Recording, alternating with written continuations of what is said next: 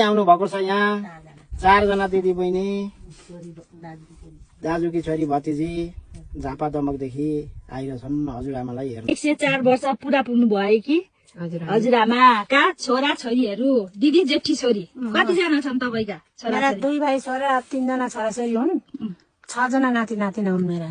आमाको माइली छोरी। तपाईँका कतिजना छोरा छोरी? मेरा 3 भाइ 3 वटी छोरी 2 भाइ छोरा 6 जना नाति नातिना। 1 जना पनातिनी। 1 जना पनातिनी 1 जना। आमाकी साइली छोरी।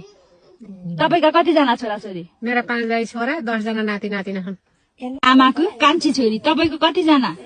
मेरा 2 भाइ छोरा 1 जना छोरी 5 जना नाति नातिना। आमाको कान्छा छोरा। तपाईँका कतिजना छोरा छोरी? म यहाँ आमाको कान्छो छोरो हुँ। मेरा छोरा छोरी 3 भाइ छोरा 1 छोरी 4 जना नाति नातिना।